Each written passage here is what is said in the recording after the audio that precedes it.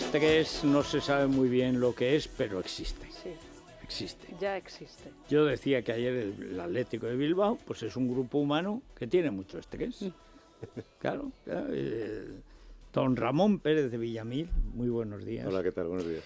Bueno, que lleva muchísimos años en la investigación, en el trato del estrés y de lo contrario, que es estar bien, sentirse bien, trabajar a gusto, en el caso de un equipo de fútbol, de una empresa, etcétera. Ajá. Pues que ayer hubiera sido un banco ideal para un profesional, porque era eso que ves, que un grupo hace todo lo que puede y sin embargo no le salen las cosas. Además el estrés se contagia. Se contagia y además es que es todo el equipo el que está mal, no es un señor o dos, no.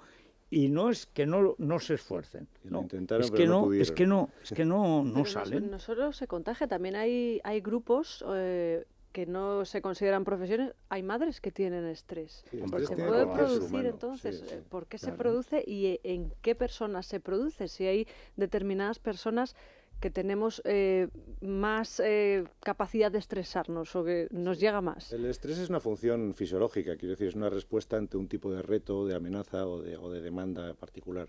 Entonces ahí hay dos factores. Uno, que realmente la amenaza sea una amenaza importante, y luego el aspecto subjetivo, es decir, cómo cada uno nos tomamos esa amenaza. Ante iguales amenazas hay gente que se siente muy tranquilo y hay gente que se siente muy estresado, ¿no? La De respuesta. todas maneras, yo creo que el estrés, que tiene muy mala prensa en nuestra sociedad, no es malo en sí. Es decir, es una defensa del cuerpo ante determinadas amenazas, ¿no? Pero además no es malo en sí porque si no tuviéramos nunca estrés, que llevaríamos una vida sin retos, y una vida sin retos pues muy aburrida. Con lo cual, de alguna manera... ¿El estrés lo asocias entonces a tensión, digamos? Sí, es una reacción fisiológica ante un determinado tipo de amenaza, y se genera una tensión en el cuerpo, y el cuerpo de alguna manera se prepara también para reaccionar.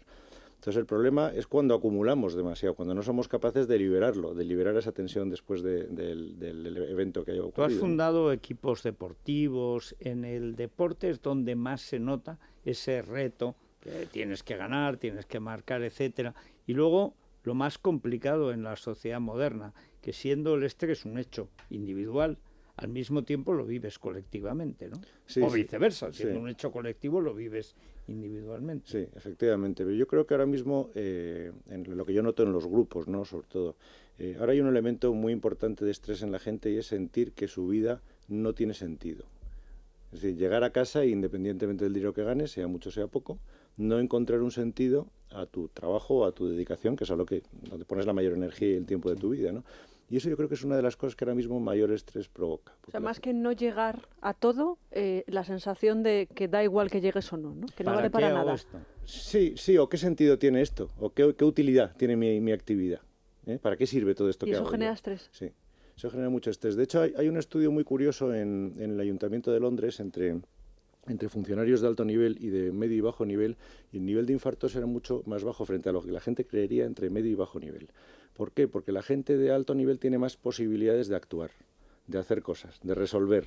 Y sin embargo hay gente que está en nivel medio-bajo que no tiene posibilidad, no tiene la posibilidad de actuar. Y De tomar entonces eso genera decisiones, una sensación como de encerrona, ¿no?, que provoca mucho. Y encima aguantar al tío Y que encima toma aguantar. las decisiones. Efectivamente, Sí. efectivamente, y eso provoca mucho estrés, sí. Bueno, Ramón tiene un libro que es Si tú estás bien, la vida también. Así es.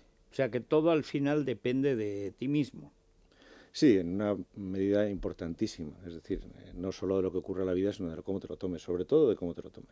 Pero eso es más fácil casi siempre de decir que de hacer. Porque Absolutamente. luego la vida te coloca ante situaciones que a veces has buscado. Por ejemplo, el deporte, hablábamos del fútbol, Sí. la vida profesional, uno busca, tiene una vocación y se va poniendo retos, quiero alcanzar esto, conseguir tal. Pero a veces la vida te coloca en una enfermedad, en el paro, de buenas a primeras, a lo mejor después de estar 20 años, una empresa que te ha costado mucho tiempo conseguir, construir y tal, de pronto, ¡boom!, quiebra, cierras y te encuentras en casa mirándote al espejo Sí. diciendo, ¿y qué hago yo ahora? No. Es decir, hay cosas que tú de alguna manera buscas Sí. y en cierto modo controlas, porque Sí. casi te vas programando, estás esperando que se produzca ese estrés, pero en cambio hay otros estreses, digamos, que se te vienen encima sin esperar. Totalmente, y además yo creo que no se pueden hacer promesas que no tienen sentido. La vida tiene capacidad de desmontarte absolutamente. O sea, si se pone torcida, te desmonta absolutamente, por mucho que sepas intentar quitarte el estrés ni nada por el estilo, ¿no? Lo que pasa es que luego hay multitud de situaciones intermedias en las que tú puedes tener más capacidad de defenderte o menos. Entonces, este tipo de técnicas sirven para intentar defenderte en la medida en que la vida te deje. Porque efectivamente... Tú eres partidario de esa frase que dice: la vida es lo que pasa cuando tú te estás preguntando qué haces en la vida. Sí, o sea, efectivamente, o sea que sí, la respuesta es que si la vida quiere, puede contigo. Pero bueno, hay esa zona intermedia en la que sí es importante tener ciertas herramientas para manejarse. Tú tienes un curso para vencer el estrés, dedicado sobre todo a grupos o a personas particulares. El curso hoy por hoy está dedicado a grupos. A grupos. Sí. ¿Y cómo lo enfocas? O sea, por ejemplo, aquí en esta empresa yo no tengo dinero, no te lo puedo pagar, pero en una empresa de comunicación el estrés es casi es el oxígeno, porque si no vives en el estrés de la noticia, de lo que pasa, de llegas, escribes, sacas una noticia, es que no existes, ¿no? Claro. ¿Cómo enfocarías el problema, digamos, del estrés en un tipo de empresa como esta? Bueno, yo el curso que doy a grupos tiene 3 partes esenciales, por resumírtelas muy rápido. Hay una primera parte que son las técnicas físicas básicas para defenderte del estrés o para liberar la energía física que se produce cuando se tiene tensión. Hay una segunda parte que son técnicas mentales, que básicamente es aprender a visualizar.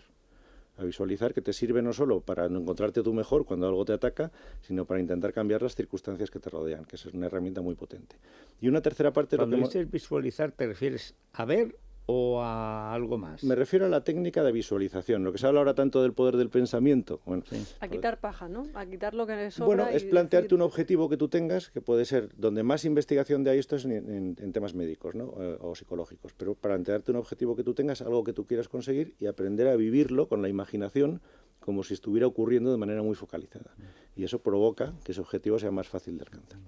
Entonces, por eso es una de las partes importantes del curso, enseñar a visualizar, que tiene una técnica muy específica de cómo hacerlo, ¿no? Había una de las psicólogas que a mí más me gusta en tema de visualización, que Jenna Eichler se llamaba, y esta mujer era capaz de adivinar en los hospitales donde había terapias de visualización para curación de cáncer, era capaz de adivinar en un 93% quién iba a curarse y quién no en función de la técnica que utilizaba. O sea, que tiene toda una técnica, no es un tema sencillo ni de plantear ni de luego dominar. Y la tercera parte del curso la dedico a lo que hemos hablado antes, ¿no? De cómo la gente tiene que darse cuenta de que no tener sentido en la vida es una de las cosas que más estrés provoca. Y que para dar sentido a tu vida no solamente es necesario llegar al ideal de lo que pueda ser lo que tu deseo, sino a tomarte de otra manera las cosas referentes a la actividad del día a día. Y cuando... No, perdón. No, disculpa. No, cuando el estrés afecta a la salud, porque muchas veces vamos al médico y nos dice, estás muy estresada, y te dan ganas de ¿verdad? De decir, mire, oiga, deje de achacarlo todo al estrés porque a mí me duele aquí realmente, y puede que sea estrés, pero me duele. Claro, lo ¿Qué que hacemos ante eso? pasa es que hay un biólogo americano muy conocido, se llama Lipton, que él defiende que el 95% de las disfunciones fisiológicas del ser humano derivan del estrés acumulado. El estrés acumulado e incluso de estrés inconsciente. O sea que, efectivamente, cuando se desemboca y no eres capaz de pararlo, puede generar un montón de enfermedades, ¿no? Por eso yo siempre digo que esto que yo hago son cursos relacionados con hábitos de vida, que si alguien tiene una situación de estrés seria, lo que tiene que hacer es ir a un médico, ¿no? Porque la gente a veces se confunde y una cosa con la otra. Tú mejoras, digamos, el comportamiento para llevarse con el Sí, estrés, yo intento ¿no? explicar hábitos de vida que lo que te pueden permitir es defenderte ante una situación más o menos manejable de estrés y que son muy útiles y muy eficaces. ¿Cuáles en tu vida y en tu vida profesional los casos, digamos, más difíciles y más, digamos, confortadores desde el punto de vista personal o profesional que te has encontrado? Mira, los casos más difíciles que yo me he encontrado, no digo la compañía, ¿no? pero en una ocasión di un curso sobre este tema a los directivos, la cúpula directiva de una compañía. Y más o menos, pues, de alguna manera como que lo entendían fácilmente, pero en un descanso hablé con uno de los trabajadores y me decía, bueno, esto lo entenderán ellos, para nosotros, quiero decir, nos genera un estrés tremendo, ¿no? Y se me ocurrió en ese momento incorporar así espontáneamente en el curso una parte sobre cómo cómo criticar o sobre cómo corregir a la gente que está en tu organización. Porque yo creo que se hace muy mal y genera muchísimo estrés, como se hace. Y particularmente en nuestra ¿Cómo regañar, sociedad. ¿Verdad? Sí, llámalo regañar, llámalo corregir, llámalo... si eres jefe tienes que corregir, indudablemente, ¿no? Y hay muchas maneras de hacerlo. Y en nuestra cultura, que somos muy de aguantar, al final lo que generamos es una crítica destructiva y a la gente la desmotiva tremendamente y la provoca muchísimo estrés, ¿no? O sea, nosotros somos de que hay algo que no te gusta de alguien y te lo aguantas y te lo aguantas y un día explotas ya, pues no lo aguantas más. Sí. En vez de decir desde el primer día... Y además le dices eso, es que no te aguanto más. Es que no te aguanto más. Y el otro dice, ¿pero por qué? ¿Por qué? Y si avanzas un poco más, es que no me gusta cómo manejas el no sé qué, pero que no me lo has dicho antes. Claro. Es que si me lo hubieras dicho antes, a lo mejor lo hubiera corregido. Entonces, esto que parece una cosa sencilla ocurre en multitud de organizaciones y genera en la gente, aunque parece mentira, ¿no? Decir, bueno, pues si esta gente que la cúpula directiva, en fin, tiene dominio de estas herramientas y saben manejarse, ¿cómo es posible que no se traslade? Pues no se traslada muchas veces por la manera en que tenemos de corregir. Bueno, pues bien, ¿sí? Pues bien, o sea, bien. Yo no me noto bien. Eso que no hemos hecho nada. Bueno, Ramón Pérez Villamil tiene página web para todos aquellos que quieran informarse sobre sus cursos. También está al frente del canal Bienestar, ¿verdad? Así que es una forma grata y agradable de pasar 3 horas, que dura el curso más o menos, y quedarse liberado. Tampoco está mal irse de viajes con el Corte Inglés. Eso sí que relaja, Federico. Claro. Lo que pasa es que uno de los 2 miembros de la pareja... Uno solo, pero por lo menos uno tiene que tener más de 60 años. Eso es muy bueno, porque además tiene experiencia, discreción, ya el estrés para él no es una sorpresa. Claro, entonces tiene además las novedades de Viajes al Corte Inglés para viajeros mayores de 60, como son salidas exclusivas en circuitos nacionales e internacionales y actividades de animación concretas para los clientes de Viajes al Corte Inglés allá en los hoteles a los que vayan. Lo mejor que pueden hacer nuestros oyentes es acercarse a Viajes al Corte Inglés y preguntar por el programa Viajeros Mayores de 60. También hay número de información, 902-400-454. Repito, 902-400-454. Bueno, última pausa y vamos a ver qué es esa sopa de gato andaluza. Me tiene a mí, en fin, interrogante. Es decir, sopa de gato. Creo que tiene tomate, pero no sé, ahora no se explica por qué es de gato que nos esto. Lo explique Alberto Fernández.